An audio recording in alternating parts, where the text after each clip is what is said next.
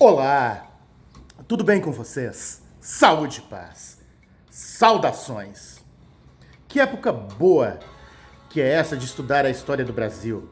Uma época de bossa nova, uma época de alegria, uma época de uma polvorosa cultural que acontecia nos bares e botecos do Rio de Janeiro, e um grande desenvolvimento intelectual e político começava a permear a população brasileira elitizada sob o ponto de vista da ágora do conhecimento. Pois é, em agosto de 1961, Jânio Quadros diz que forças pesadas realmente impediam ele de governar, e ele sai do poder. O vice-presidente da República, João Goulart, estava em visita oficial à China comunista. E ao chegar ao Brasil, assume a presidência da República, assumindo ela em 7 de setembro de 1961, ficando até 31 de março de 1964.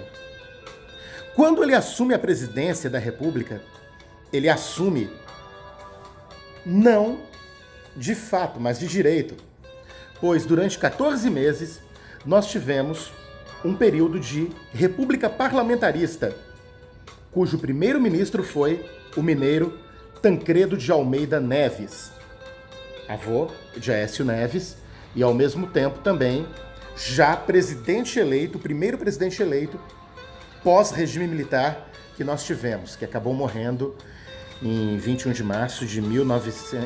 abril, de 1985.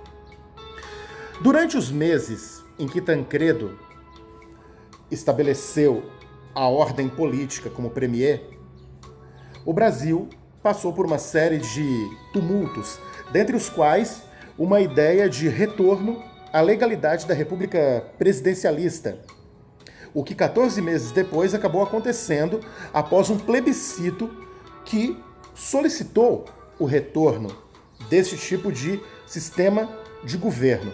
É bom lembrar que em 1993, há 27 anos, precisamente, aconteceu também um plebiscito no Brasil que colocava a República Presidencialista de um lado, a República Parlamentarista do outro, e o retorno à restauração da monarquia. Ora, continuamos com a República Presidencialista. Concordando ou não com esta situação, a República Presidencialista acabou ganhando o plebiscito de 1993.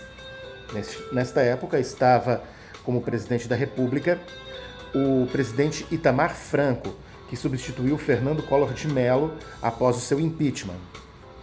Voltando então à questão do grande João Goulart, gaúcho de São Borja, herdeiro do varguismo, por assim dizer, este homem incrível, este homem intelectualizado, pertencente ao PTB, quis fazer uma série de mudanças a partir de 6 de janeiro de 1963.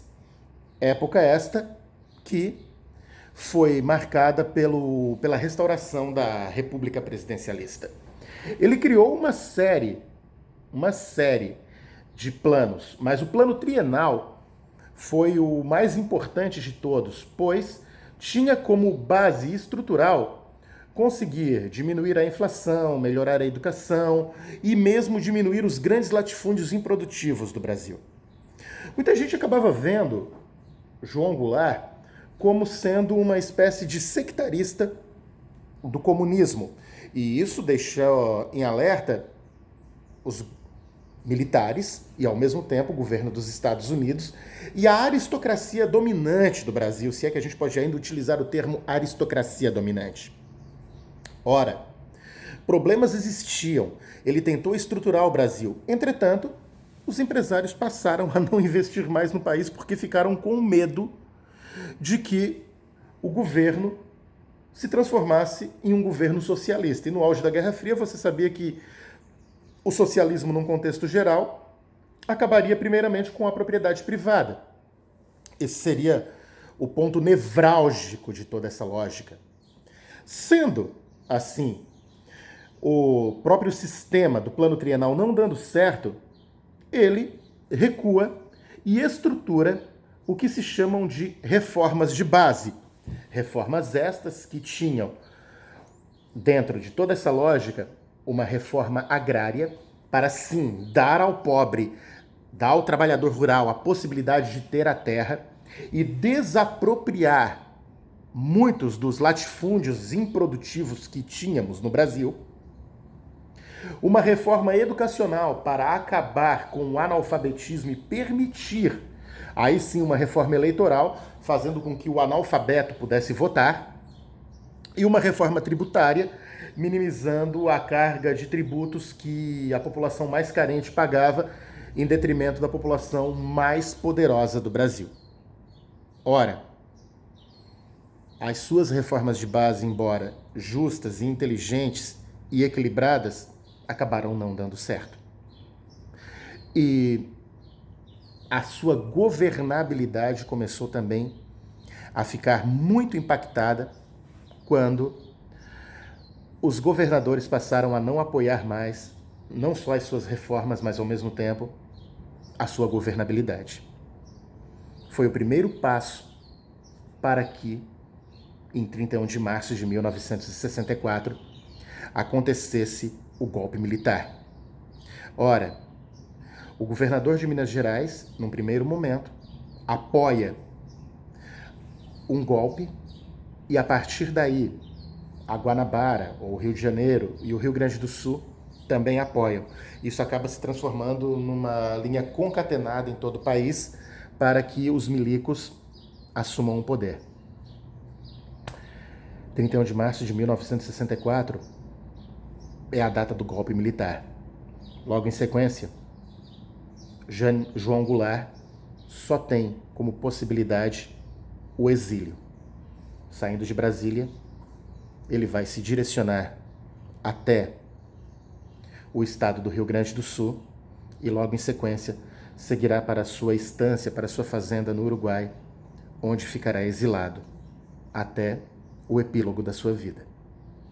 João Goulart, presidente da República, vice-presidente de Jânio Quadros, ele sai do poder em 31 de março de 1964. Pelos próximos 20 anos, nós teremos militares no poder no nosso país. Militares estes que criarão muitos elementos positivos, mas também criarão muitos elementos negativos. Desejo a todos uma boa semana de estudos, fiquem com Deus e estamos juntos. Um abraço.